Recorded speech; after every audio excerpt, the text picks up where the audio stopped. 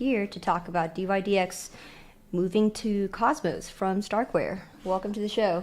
Thank you. Good to be here. So tell us a bit about your background. I run marketing at dYdX. Traditionally, I came from more of like a classical marketing background. So my clients used to be social media networks, sports leagues, TV clients. Joined dYdX in February of last year, mainly to start building their marketing strategy from the ground up. Going into dYdX, we were still planning to operate on L2 Ethereum, but then obviously we made this pretty big product decision to move off of L2 to Cosmos. So now trying to help dYdX navigate the waters, basically do product marketing for basically a completely overhauled product. Is there anything about that internal conversation you could share with us? So people who are listening are going to be probably some hardcore Cosmos community members, and when the news came out that dYdX is moving here, it was like one of the biggest forms of product validation for Cosmos there was. Tell us about why you guys decided to move to Cosmos. Yeah, definitely. So at dYdX, I think we've always been product first. So whatever technology allows us to build the best product possible, that's the decision that we'll make. So for some background context, when we decided to ship dYdX v3 on L2 at the time, that was a very controversial decision. Many exchanges were not operating on an L2 at that time. People didn't really understand like why we would take the risk to do so.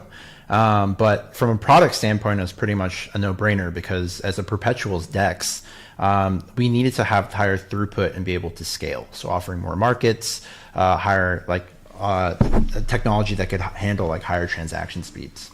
So as we were moving towards V4 and we were thinking about how to improve the product even more, we started to run into scalability issues again on Ethereum L2. And the reason for that is with the perpetuals exchange, since it's derivatives, we have a lot of institutional traders and pro retail traders that trade on the exchange, as well as high frequency traders. So an exchange has to be able to handle transactions at a much higher clip and speed than you would a spot exchange. And at the end of the day, it's also not just transactions that get filled. So like orders that get filled after they're placed, but also orders that get placed, canceled in real time. And there's orders of magnitude higher as we continue to offer more markets and onboard more traders. So when we were making the decision, we're not necessarily like, oh, Cosmos is the only one we were considering. We were considering all of our options. So we looked at other L2 solutions. We looked at ZK rollups. We looked at Solana, for example. But what we came to was the conclusion that Cosmos allowed us to customize the blockchain by building on their Cosmos ecosystem and the SDK. To customize the actual product experience to achieve the level of scalability that we need. So by building on Cosmos, we could have orders of magnitude higher transaction speeds while also lowering gas fees. So from a product standpoint, it was pretty much a no-brainer, right? The more markets that we want to start offering, we need to be able to scale higher speeds of transactions.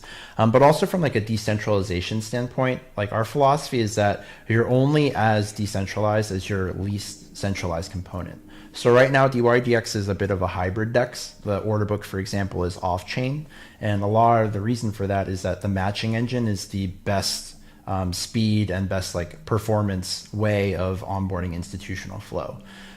So we wanted to bring that order book on-chain for more transparency, ability to audit it in real time. But on an L2, like the basic issue and dilemma we were facing was how do we get the level of scalability, high throughput that we need without using up too much block space. So customizing the blockchain through Cosmos allowed us to do that in a way that we couldn't do it on any existing L2 technology. So I get the Cosmos ecosystem was probably really gung-ho because it was like, oh yeah, they think Cosmos is the best. And it wasn't specifically, it's exclusively Cosmos. That's the only reason why we're moving. It was more so like of all the available options to us, the technology was just clearly the best option. So that's why we decided to move to Cosmos. I don't know if we were saying that, Cosmos is the best technology stack for all these different applications. Where we come from is more that it's nice that we have built this stack to allow for an alternative solution to address multiple different use cases and needs for applications, right? It's not that, if your worldview is that everything's going to run on one runtime, that is your only option. It's nice that there's also this appchain model that's available. Yeah, definitely. And I think that's one of the big debates now is like, is it the ZK rollup model that's best or the standalone appchain model that's the best? We're obviously in the latter camp now. But I think at dYdX, like we've never been afraid to just throw out the playbook and start over for like a product experience standpoint. And from that standpoint, like you were just saying, I think Cosmos just offered us exactly what we needed for the specific product that we offer. So from a product standpoint, from a decentralization standpoint, it was just pretty much a no-brainer that Cosmos was the best fit. You guys made a tweet that the number of Cosmos developers has flipped the number of ETH Core developers. That, which obviously garnered a lot of controversial opinions because the ETH camp was not very happy about that metric. Yeah, so definitely ticked off the ETH maxi crowd for sure. And I think the chart was definitely misconstrued. I think the chart was just about daily active developers. So there's obviously a lot of people in the Ethereum ecosystem that are building, whether it's on an L2 or the Ethereum chain itself. But from our perspective, it was just really exciting, right? Like we're making this controversial decision to move the Cosmos and to see like even daily active developers within the Cosmos ecosystem. Like I feel like years ago, no one would have even fathomed that would have happened, that like this chart could even exist. So from our perspective, obviously like ecosystem health, I think that this is a really good like figure to pull because it shows like, hey, like we're moving to this ecosystem that has a lot of potential to grow, is gaining a lot of support. I think definitely the ETH maxi crowd interpreted this tweet as us just like railing Ethereum, being like, oh, Ethereum is like no good, that type of thing. But from our perspective, it wasn't even necessarily about a comparison about Ethereum versus Cosmos, just so much as like a go Cosmos ecosystem type of support type of tweet. I think there's a lot of toxicity on Twitter in general these days, for crypto Twitter specifically.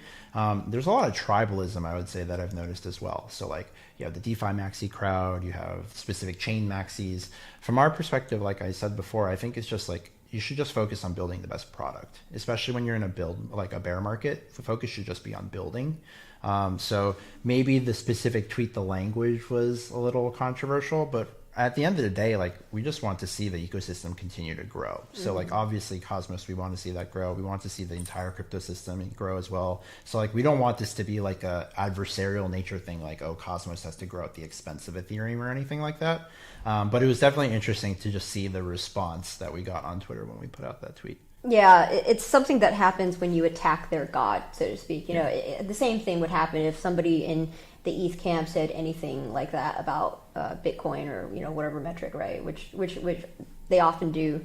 So yeah, you're going to get that type of response. I inferred this from what you were saying earlier about finding the best stack to launch your product on. Tell me why another ecosystem like Solana in particular that boasts high throughput was not necessarily the best solution for your product. Yeah, so I think it's the balance between like higher throughput and scalability and also decentralization. So I think on Ethereum, when it comes to the latter half of that, like decentralization, right? A lot of people talk about how Ethereum is super decentralized, but in terms of like how we operate, right? The only real world in which we saw that we could bring an order book on chain was by building this standalone app chain on Cosmos. And like, this goes back to what I was saying before, right? I think a lot of dilemmas that like exchanges in particular and DEXs face is like, how do you scale and get higher throughput to match the number of orders that you're getting and be able to sustain that as you continue to add more markets and more users versus taking up too much block space. And any existing L2, whether that's Avalanche or anything else, like the tech stack. You just call it Avalanche and L2. Sorry, L1. L1. Whether it's an L1 or an L2, like there's always going to be this issue where like it just doesn't scale fast enough. Like the reason why we moved off an L1 into an L2 in the first place was that we could start doing batch orders, right? So instead of each individual order being pasting gas fees and being placed at once, we could send them in bundles. And like that worked great for the time being, but as we continued to grow, we realized it just doesn't scale fast enough. So like even though we evaluated other L2s besides Starkware, we came to the realization that like unless we actually build this custom chain, which Cosmos offers the ability to do, like we will keep running into this same problem. And at least at the moment, no L2 offers exactly what we need for the best product experience. So we did evaluate other chains too. Like I mentioned, we looked at Solana because Solana supposedly has like the highest like speed in general. There's obviously other like criticisms of that chain itself. Tell me specifically why Solana wasn't a fit for you. There's obviously been concerns about Solana with like the downtime issues that the chain faces at times, which obviously we took into consideration as well. But when we thought about like building on Solana versus like the app chain, what we came to the conclusion was like we feel very confident in our team of builders, and if we can customize the blockchain to maximize on the specific metrics we need, primarily scalability, so like higher throughput, lower gas fees. If we can do that on Cosmos, even though it might be controversial because it's unconventional, it'll still provide the best possible product experience, and we're willing to take that risk. So at the end of the day, Cosmos was just the best fit. You alluded to a new direction that the DeFi infrastructure space is headed. Implicit in everything that you were saying is that we're moving towards order book DEXs, not the AMM, because now we're at a point in the technology life cycle where perhaps scalability is starting to catch up to enable order books on chain. What are you seeing app chains enabling you to do for order books? Yeah, so I think if we take a step back, the reason why AMMs were more viable was just in general, I think centralized exchanges were great for like mass adoption and early on ramping into the crypto ecosystem. So like just general retail flow, institutional funds were more comfortable with the idea of a centralized exchange versus a decentralized exchange. But over time, what we've seen is like the more pro retail institutional flow is high, like frequency traders have like slowly migrated into the DeFi ecosystem. One is because just like the tech stack has finally caught up. What was previously not possible from a DeFi standpoint in terms of scalability is finally being achieved. Second thing is I think just on balance with centralized exchanges and the controversy that's happened in the past year plus with like the FTX implosion and stuff is that people are starting to understand the value of like self-custody and being able to audit like assets in real time in terms of like transparency. So with that shift towards DeFi has come like orders of magnitude more institutional flow in general. And if you speak to institutional traders or pro retail traders, at the end of the day, what they value the most is low latency and the product experience that can fit their specific volume and speed of trades. So why we had built the off-chain order book at dYdX was because from a trading experience for the more pro retail crowd, as opposed to just like your general retail segment, the trading experience of trading on an AMM versus like an off-chain order book was just orders of magnitude in favor of the off-chain order book.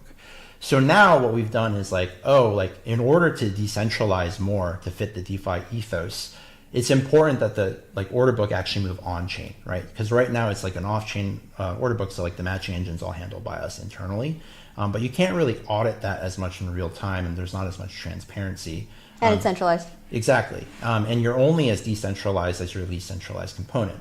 So as we started evaluating our options, what we had to do was, okay, what actually allows us to move this order book on chain? So we still have the same like product experience from a front end in terms of like speed, being able to understand exactly what's happening, but also the level of transparency that the community and the users demand. So that was a big part of the reason why at a macro level, it just made sense. So from like history, like what's been happening in the lands, like the entire ecosystem over the last few years to where we are now, like from a technological standpoint as well, it's kind of been like this slow but steady transition into where we are today. AMMs, they emerged due to a limitation of the L1. Now that you're moving the order book on chain, it's not scalability that is your constraint necessarily, but now it's MEV. That's your new challenge. MEV is definitely the biggest concern that most DEXs face in general, right? Because you don't want validators to partner with market makers, for example, and be able to front run the order book, because that causes a lot of problems, right? I think that implicitly having an on-chain order book helps with a lot of this because you can audit everything now. So in the event that a validator is doing something suspect, you can cut them off of the validator network.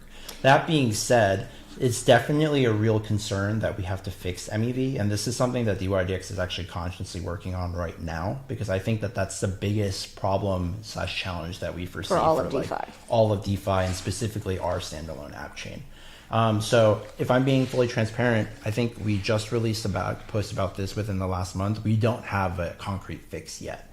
What we're working on right now is like specific players within the ecosystem and like projects that focus on MEV specifically, since they're supposed to be the subject matter experts. So we can partner with them to figure out like what can we build into our tech stack to solve this. But also I think with increased transparency comes more responsibility for the community as well. So like working with the community of validators, traders to understand like what's a way that we can impose restrictions or some sort of constraints and checks and balances to make sure that if a validator is doing something suspect with like front running the order book, we can make sure that they're not part of the network anymore, to punish those who are trying to extract this type of value in the first place, whether they're a market maker or someone else. Like these types of bad institutions or bad agents that might be trading on the dYdX ecosystem, like how do we actually make sure that they're disincentivized from doing this in the first place as well?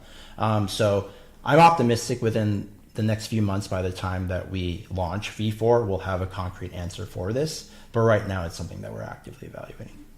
I don't know if we as a space can solve this, not without some cryptographic trick to obfuscate transactions. With validators, that is one disincentive, and that's what every validator is hyper aware of, which is, if you are found to be guilty of front running, then you're going to be off the set. But what if somebody just issues a front running transaction and that validator happens to process it without having done the due diligence to make sure that wasn't an MEV transaction? How do you prevent that vector? Yeah, and I think that that's part of the reason why like it's such a complex problem, right? I don't think there is some sort of band-aid solution that's like, oh, like instantaneously, like, oh, you just do this and like, oh, this fixes it, right? Because there's multiple attack vectors that can cause the MEV problem. The short answer and the transparent and honest answer is we still need to figure it out. But I think at like a higher level, realistically,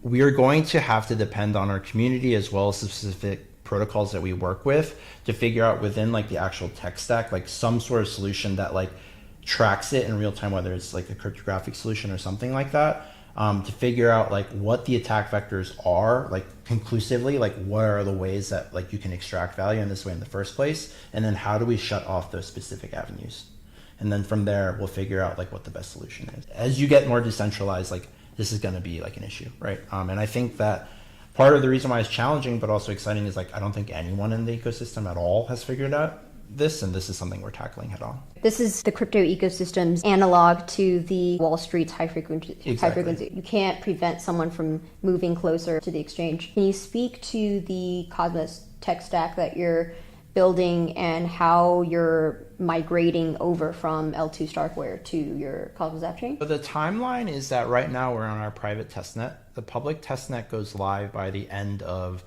July, and then mainnet gets shipped by the end of September. So I don't think that by the time mainnet goes live, we're just going to shut down like V3, which is running on Starkware immediately, because we still have like quite a large user base that's running on the L2, and it'll take time for everyone to get comfortable with actually, the fully decentralized protocol. I think the front end experience for the most part will largely remain very similar, because I think we're very happy with the UX and the actual user experience. But again, I think as we go through the testnet, there's still tweaks that we'll be making in real time about like potential issues with our code or potential inefficiencies that we're discovering in real time. When it comes to the actual tech stack itself, we're actually planning on open sourcing pretty much everything. So everything from the indexer to the validators, like all of that will be open source, so that dYdX's paradigm, I think, fundamentally changes. Currently, we're building an exchange and exporting financial infrastructure. I think what we're actually moving towards is building open source code, an open source protocol that other people can build on top of. So by open sourcing our code, like if someone decides, oh, they want to build like a bot trading thing on top of dYdX, they can do that. Potentially, we can start offering permissionless markets in real time. So like if there's a specific altcoin right now, like Pepe is the big one, right? If something like that happens and you want to build a permissionless market, like it takes months before like you can build like a perps market for any sort of asset once it's introduced to the market. But with permissionless markets, that's something that becomes more interesting and something that you could potentially build and start offering on dYdX v4. So one day it'll be good for one of our engineers to actually connect with you so they can get more into the weeds of like the specifics of like, here's XYZ what we're building. But what I can tell you is pretty much everything will be open source and auditable. Where is the core team situated, and where is dYdX operating out of? Yeah. I could kind of infer, if the principles are in the USA, I could guess why you would want to accelerate the process to decentralize. There's a few different angles for the importance of it. The first one is that when it comes to what we've seen recently in the crypto ecosystem with FTX, our belief is that this is not like an isolated instance, but a symptom of an underlying issue. And the issue is that with centralized finance in general, what you have to rely on is individual agents or actors or responsible parties to do the right decisions, or to be morally culpable or like morally responsible enough to not, commit fraud or like misuse customer funds. So FTX was just a symptom of an overarching issue, right? Like, it's not the first centralized exchange to have this sort of issue. Within the last year, beyond FTX, we've seen a bunch of different implosions within the cefi ecosystem. And before the past year too, we've seen other exchanges have issues, for example, like KuCoin, where they had like an issue with fraud. So from that standpoint, like, what we've seen from centralized exchanges is like this buzz term of having like a wallet where you can actually audit funds, supposedly, right? So you can see like a wallet address. Proof of reserves is like the term they throw out, that like, oh, like you can see this wallet with all this funds in it. But it doesn't actually tell you anything about like a protocol's outstanding like loans, their balance sheet, anything. It's just like, oh, here's a wallet with some money in it. So like, from that standpoint, like, we truly think that decentralization and DeFi is the only real fix. So like self-custody of your assets, so you don't have to rely on someone to actually like manage your funds properly. It's just yourself.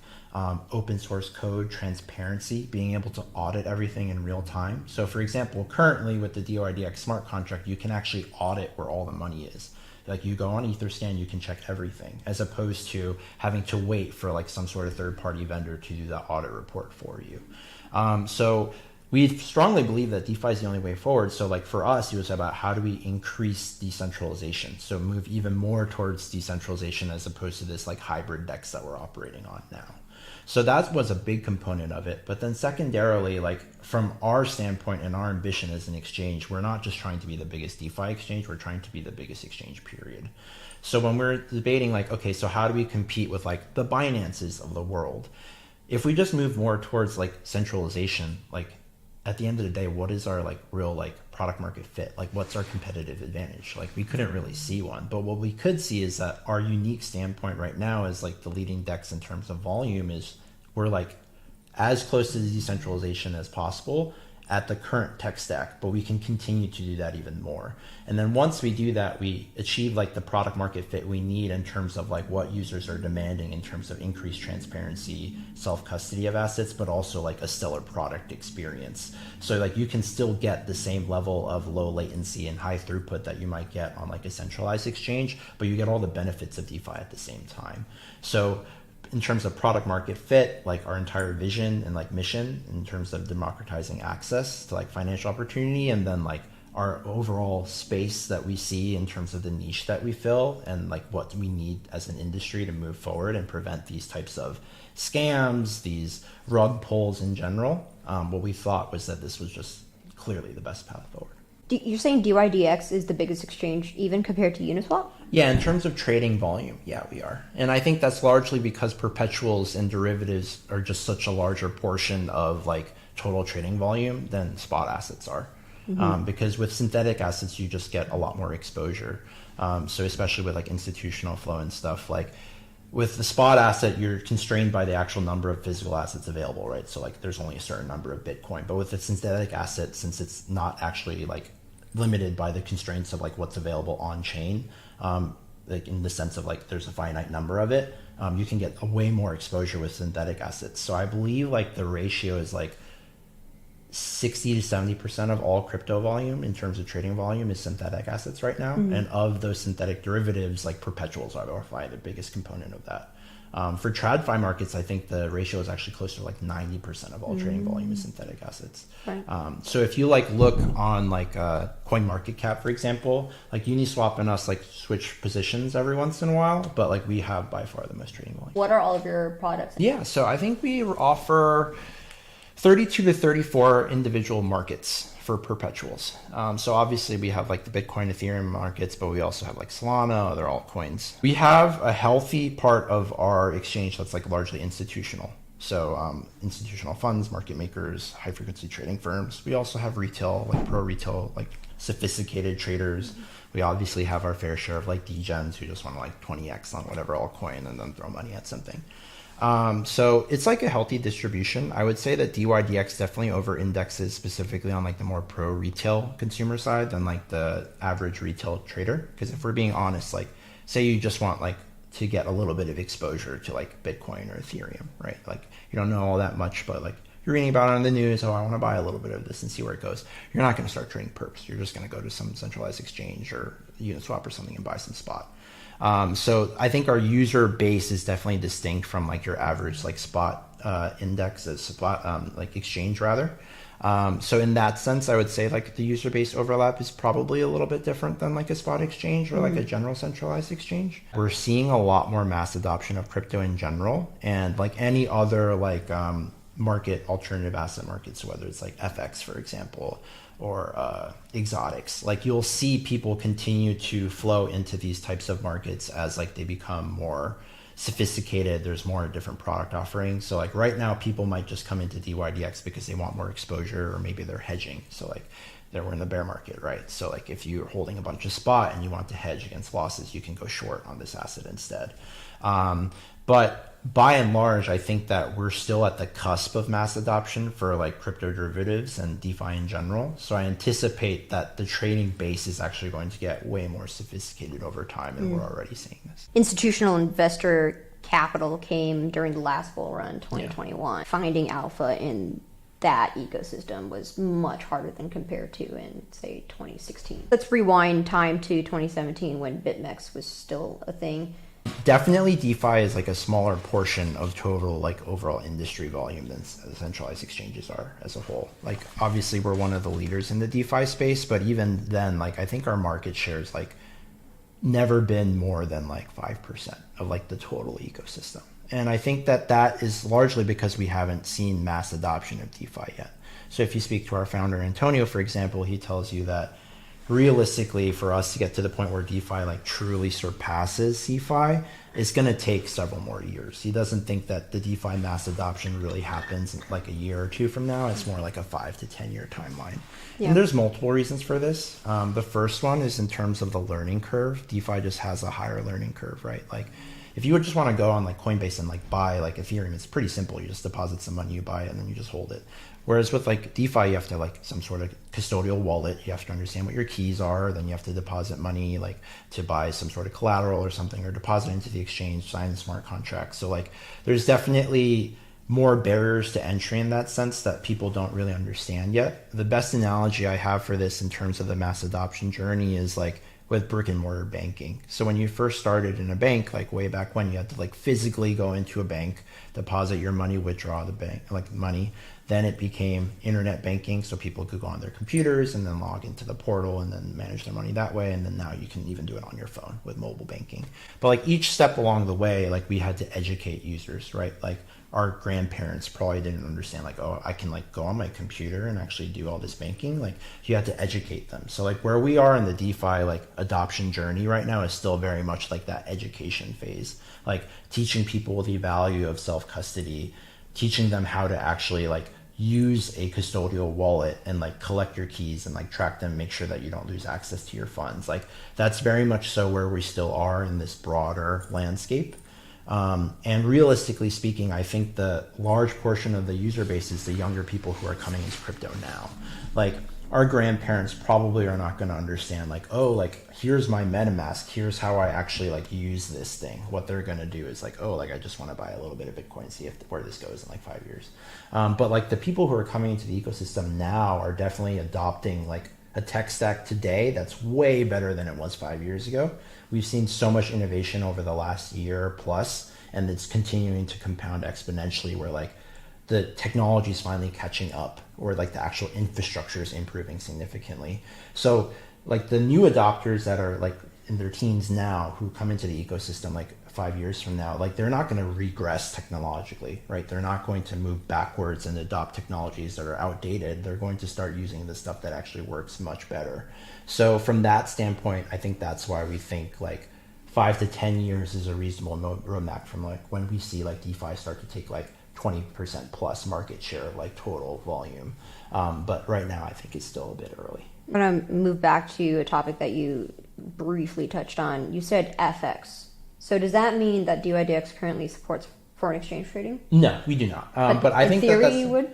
I think we're very open. I think a big part of what's exciting about V4 is like as we decentralize, the community has like a way bigger say in like what we build. So dYdX Trading is a company that's currently building the product, right? And in the past for V3, we were like, okay, we're going to prioritize doing an iPhone app.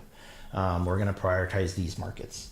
We had some governance votes for sure, but like the community didn't have so much of a say as to like what specifically we built. Let me ask you this. Even if the community says it wants these things, given that the current regulatory environment says you can't issue synthetic assets like a synthetic crypto version of, you know, a US Australian dollars. Look what they did to Mirror. Knowing that this is the backdrop, that anyone that implements this sort of centralized product is going to be hunted down by the regulators. How do you guys contend with that? So once V4 gets shipped, like we actually don't operate the exchange anymore. Like we're just open source developers who ship open source code. So like if people want to build on top of it and that's what they do with anonymity, if they want to do that, sure. If they decide like, oh, this other project is what we're going to fund with community funds or whatever to like build this specific synthetic asset or these types of markets that we want, sure, go for it.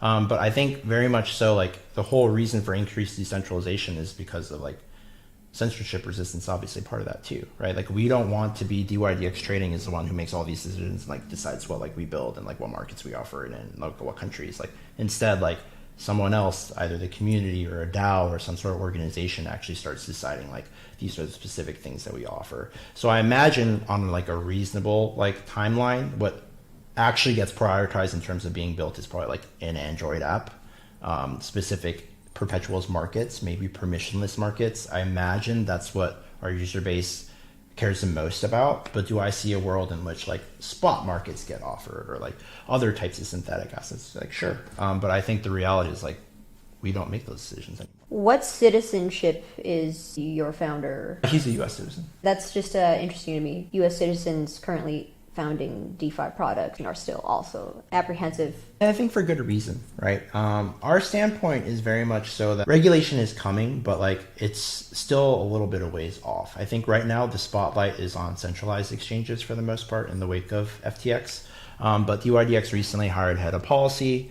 So like our like biggest thing right now is like we want to meet regulators in good faith, right? Because the reality is like right now we don't offer perps in the US, but like a big part of the reason why FTX happened is because like people still wanted to like trade the products that FTX offered, but they didn't have a domestic way to access them. So then they go offshore. So like this type of problem keeps happening.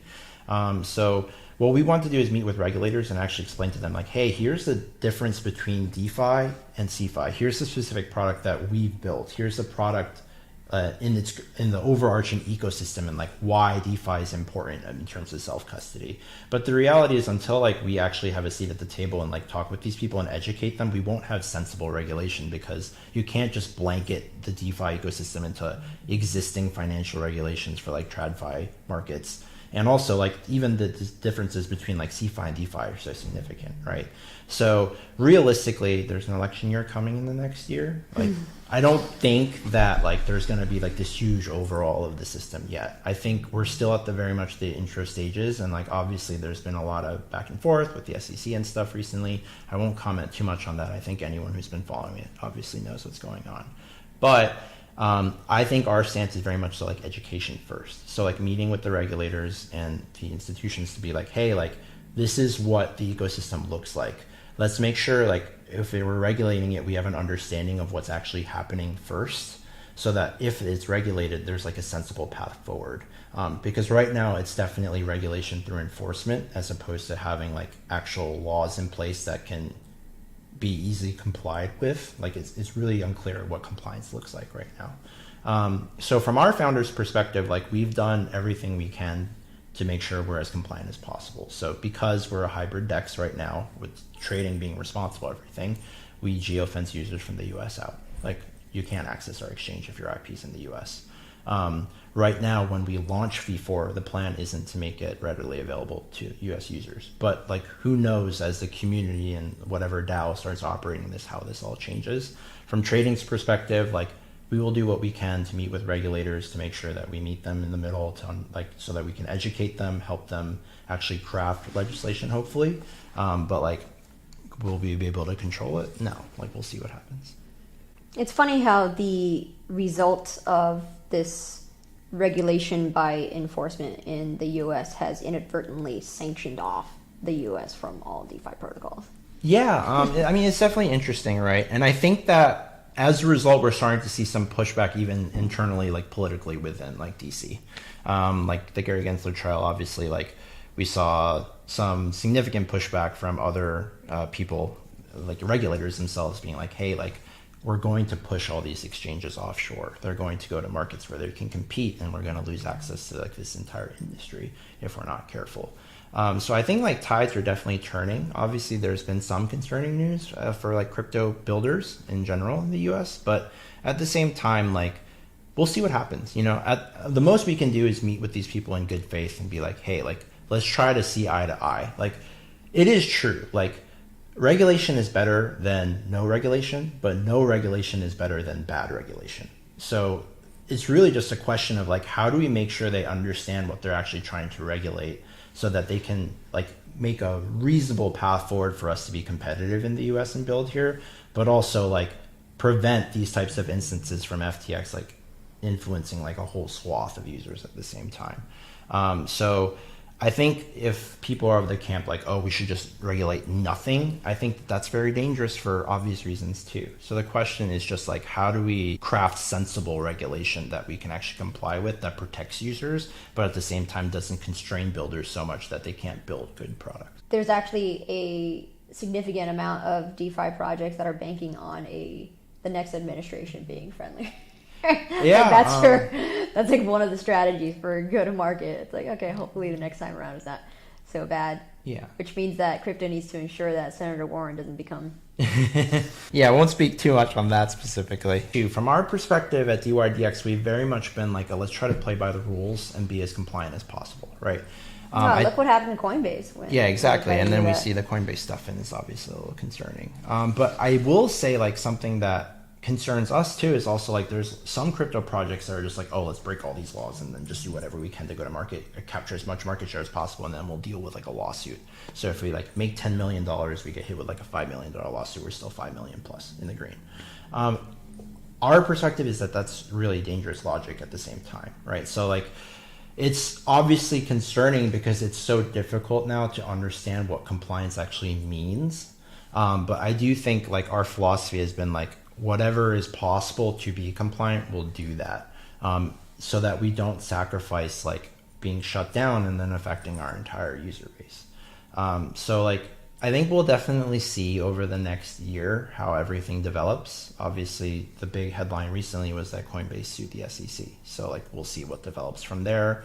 We'll see how our efforts in DC with our head of policy go. Uniswap has their own head of policy. I think a lot of crypto projects are starting to focus a lot more on meeting with regulators and like trying to find common ground, which has been much more of a focus, I think, within the last year than it was years prior. Because I think we finally gotten to the point where there's enough eyeballs in the industry to start like figuring out what like all this means and like what the path forward looks like.